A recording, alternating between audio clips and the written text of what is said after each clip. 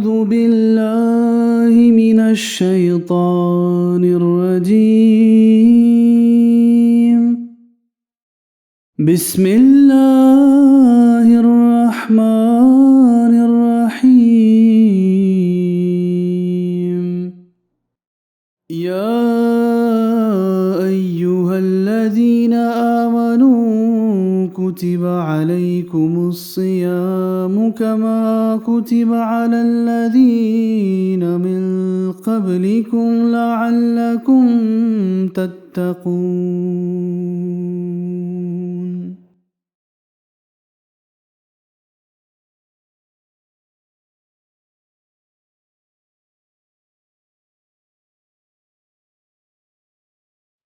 أعوذ بالله من الشيطان الرجيم بسم الله الرحمن الرحيم وإذا سألك عبادي أني فإني قريب أجيب دعوة الداع إذا دعاني فليستجيبوا لي وليؤمنوا بي لعلهم يرشدون. Aujourd'hui, le sujet de notre dars, c'est l'exaucement de prière et Ramadan. Comme nous sommes bien dans le mois de Ramadan, alors le sujet de l'exaucement de prière et de supplication auprès d'Allah est très essentiel. La traduction de ce verset est la suivante. Et quand mes serviteurs t'interrogent sur moi, certainement je suis tout prêt et j'exauce la prière du suppliant quand il m'implore. Ils doivent donc m'écouter et croire en moi afin qu'ils soient bien guidés. Il faut savoir que ce verset est de Surat al-Baqarah, verset 187. Mais il y a des versets pardon. Il y a des versets avant ce verset qui contient le sujet de Ramadan et le verset suivant aussi parle du sujet de Ramadan. Alors cela signifie, c'est-à-dire cet ordre de versets de Saint-Coran, que Ramadan et l'exaucement de prière sont deux sujets inséparables et liés l'un avec l'autre. Mais il faut savoir une chose, que doa ou les supplications qui sont faites par ardeur, ferveur, émotion, tendresse du cœur et humilité du cœur et de dévotion est une prière qui mérite d'être exaucée et acceptée par Allah. Il y a un élément de résignation et c'est-à-dire sous la dépendance absolue d'Allah. Il y a la douceur et tendresse de cœur qui sont des éléments essentiels pour la supplication auprès d'Allah. Et puis un autre élément est l'effacement de soi-même et annihilation de soi-même comme quelque chose qui n'existe pas. Si la prière est faite avec ces éléments, cette prière doit être exaucée par Allah.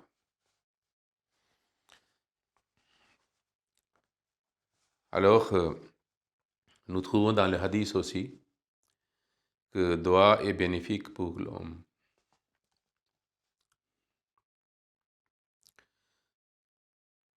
Le saint prophète sallallahu alayhi wa sallam a dit que la supplication bénéficie de ce qui a été révélé, ce qui est révélé et ce qui n'a été pas révélé.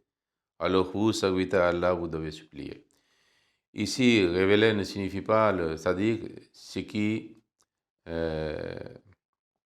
tombe comme une difficulté sur le serviteur. Puis dans le hadith, nous trouvons que le saint prophète sallallahu alayhi wa sallam a dit « Quiconque ne demande pas et ne fait pas le doigt à Allah, Allah se met en colère contre lui-même, parce que c'est aussi un signe de l'orgueil. Comme Allah dit dans le Saint-Coran, وَقَالَ رَبُّكُمُ ادْعُونِي أَسْتَجِبْ لَكُمْ إِنَّ الَّذِينَ يَسْتَكْبِرُونَ عَنْ عِبَادَتِي سَيَدْخُلُونَ جَهَنَّمَ دَاخِرِينَ.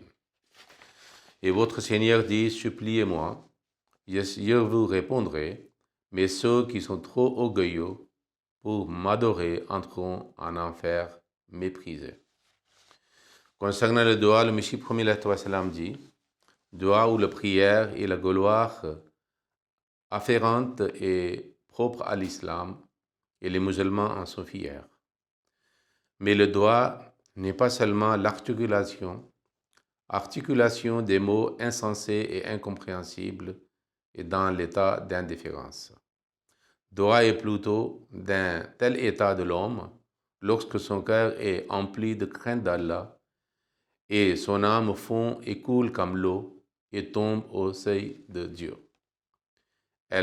Cette âme quémande et supplie Dieu, le Tout-Puissant, la force, la fermeté et le pardon pour ses faiblesses et péchés. Cet état est synonyme de la mort ou identique à la mort. Lorsqu'on y arrive, il est assuré que la porte de l'exaucement de prière et doit est ouverte. À ce moment-là, on est octroyé d'une fermeté particulière, la grâce et la munificence et la constance pour la protection contre le péché et la fermeté pour le bien. Et doit est le moyen le plus efficace parmi les moyens que l'homme utilise pour faire quelque chose. Il dit, bienheureux sont les musulmans, que leur Dieu exauce leurs supplications et prières. Alors, la première chose que Allah a dit, que les gens doivent avoir un tel état de piété et de crainte d'Allah et que je les écoute. Ça veut dire que cet état est essentiel pour l'exaucement de prière. Puis nous sommes dans le mois de Ramadan et le sujet est l'exaucement de prière et le Ramadan. Nous savons très bien que Ramadan nous procure, c'est-à-dire une telle ambiance qu'il y a, c'est-à-dire autour de nous, la vertu, la piété, c'est-à-dire et les bonnes œuvres sont faites. Comme Allah dit, le Saint-Prophète sallallahu alayhi wa sallam a dit que les portes du paradis sont ouvertes et les portes de l'enfer sont fermées et le Satan est enchaîné. Cela signifie que grâce à cette assurance de la part de Dieu pour le Ramadan, alors avec les jeunes, on intensifie les actes d'adoration, la récitation du Saint-Coran, la charité et la générosité. À ce moment-là, nous sommes, c'est-à-dire dans une ambiance beaucoup plus appropriée pour l'exaucement de prière. Ici, concernant ce sujet, nous devons voir qu'il y a certains principes à respecter pour pouvoir faire tel doigt et supplication qui mérite d'être exaucé. Le premier, qu'il y a des obstacles que nous devons essayer de supprimer qui sont entre le doigt et l'exaucement. Le premier, c'est-à-dire impatience et le doigt pour le péché. Nous trouvons dans le hadith, Allah a dit que le serviteur continue d'être exaucé tant qu'il ne supplie pas pour le péché et ne rompt pas les liens de parenté, tant qu'il n'est pas précipité. On lui demanda, le Saint-Prophète sallam a été posé une question, que veut dire par la précipitation?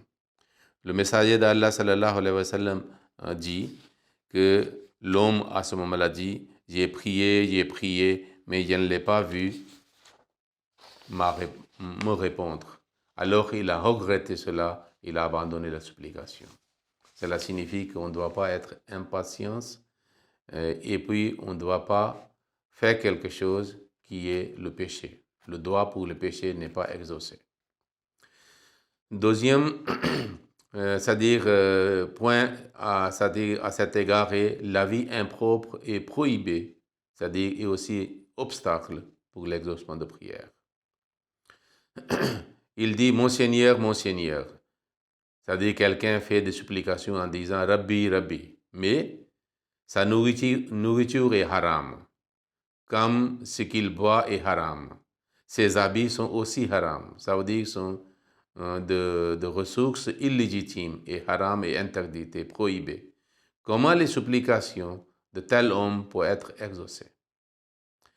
Puis, absence d'exhortation pour faire le bien, pour interdire le mal, c'est-à-dire est aussi un obstacle.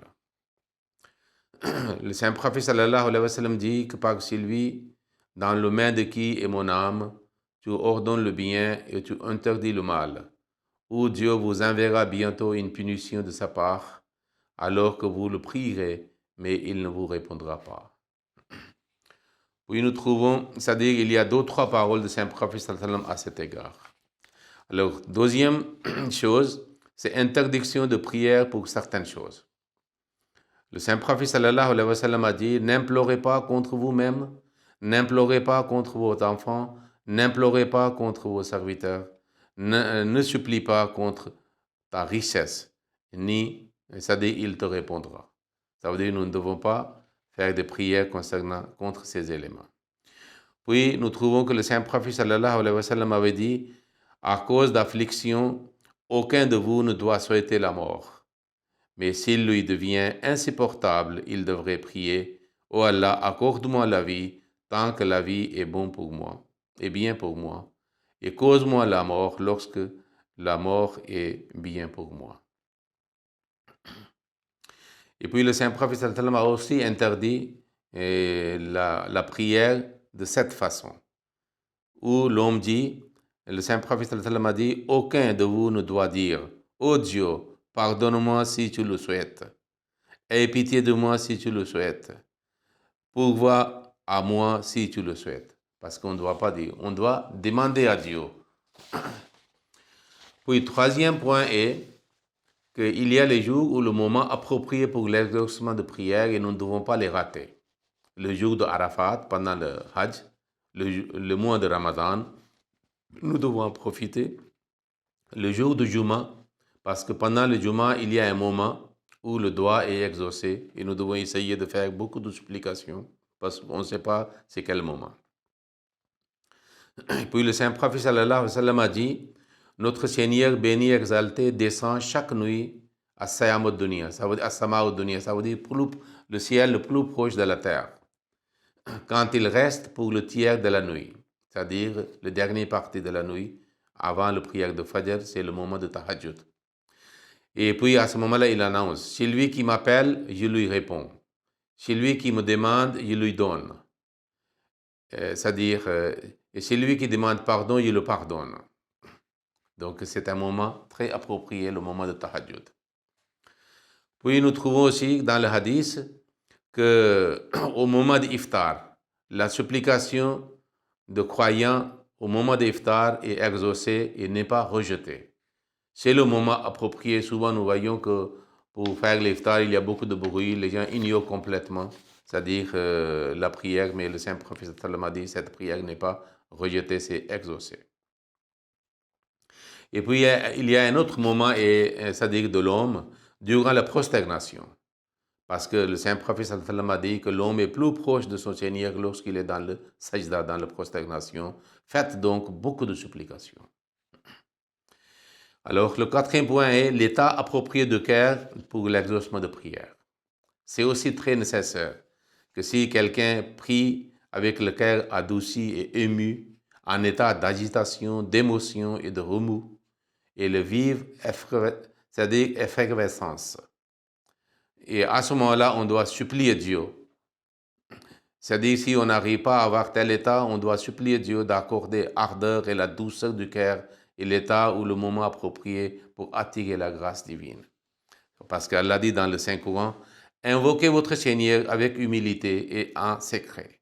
Assurément, il n'aime pas les transgresseurs. » Puis dans un autre verset de Surat Al-Araf, Dieu dit, « Et souviens-toi de ton Seigneur dans ton esprit avec humilité et crainte, et à voix basse matin et soir, et ne sois pas parmi les négligents. » Il y a un autre verset de Surat Bani Israël qu'Allah dit, et il tombe, ça veut dire concernant les croyants sincères, il tombe sur le visage en pleurant et cela les accroît en humilité.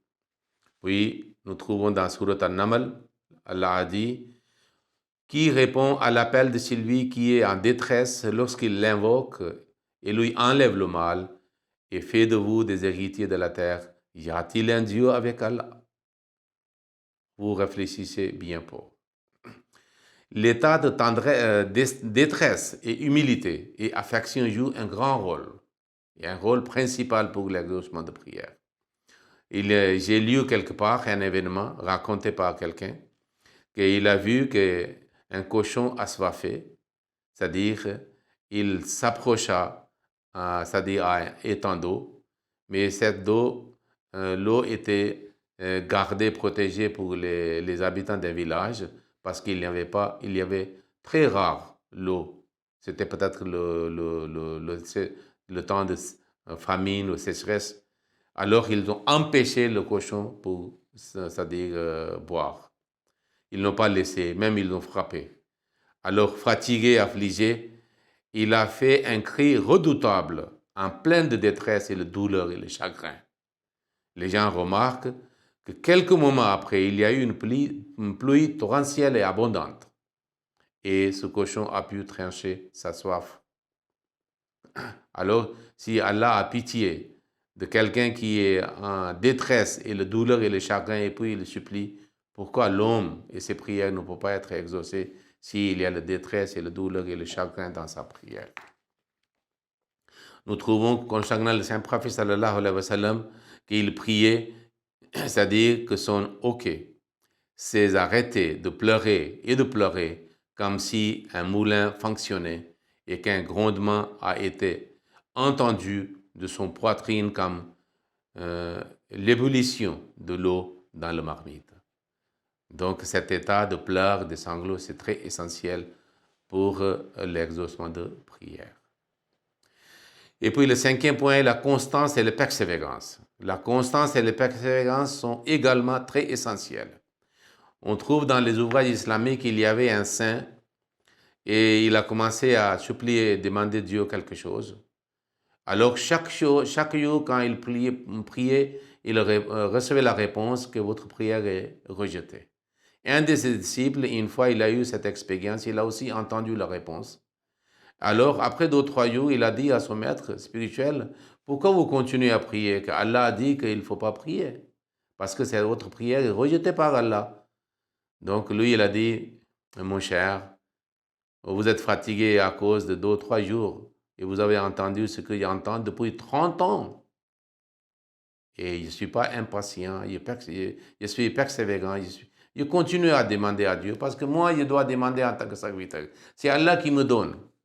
Et le moment qu'il a donné cette réponse à son disciple, Allah a dit que toutes vos prières que vous avez faites durant 30 ans passés est exaucées. Donc, la constance et la persévérance dans la prière est très nécessaire. Le Messie premier salam dit, je dirais, c'est-à-dire il y a 2 extraits de dire du Messie premier salam. Il dit dans un de ses livres, ne croyez pas que vous aussi vous priez tous les jours. Parce que des fois, ce que nous demandons avec les lèvres très sèches, la langue sèche, alors nous pensons que Dieu doit exaucer notre prière. Ce n'est pas le cas. Il dit, ne croyez pas que vous aussi vous priez tous les jours et que les prières rituelles sont des prières, car ces prières qui germent dans le cœur du fait de la connaissance et de la grâce ont une particularité tout à fait autre. Elles conduisent à l'effacement, à l'anéantissement. C'est un feu qui vous fond. C'est un aimant qui attire les bénédictions. C'est une mort qui vous fait vivre. C'est une inondation impétueuse qui devient à la fin un bateau. Elle arrange tout ce qui a été gâté et transforme tout poison en, c'est-à-dire, élixir. Bienheureux le prisonnier qui prie et ne se lasse pas, car un jour il se libérera. Bienheureux l'aveugle qui ne néglige pas des prières, car il verra un jour. Bienheureux ceux qui, dans leur tombe, recherchent le secours d'Allah par la prière, car un jour ils en sortiront. Bienheureux vous qui ne vous lassez jamais de prier, dont les armes se fondent en priant, dont les yeux versent des larmes, dont les prières allument.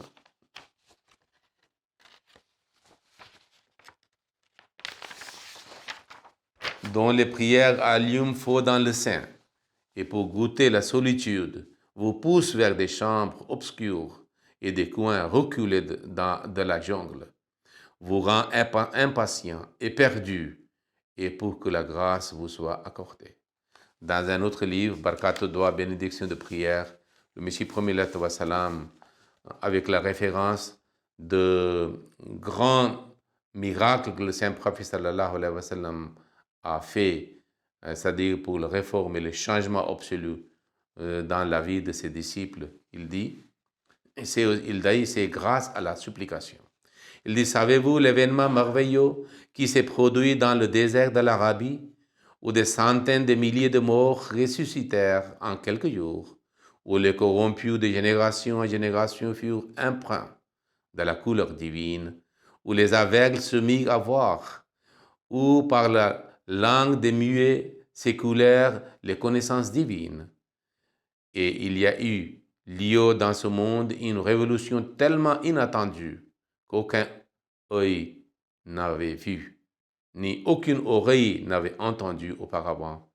C'était les prières dans les nuits obscures d'une personne anéantie en Allah qui créèrent une clameur dans le monde et démontrèrent des merveilleux qui paraissaient impossibles à cette personne illettrée et indigente. Allahumma salli ala Muhammadin wa ala ali Muhammadin wa barik wa sallam innaka hamidun majid.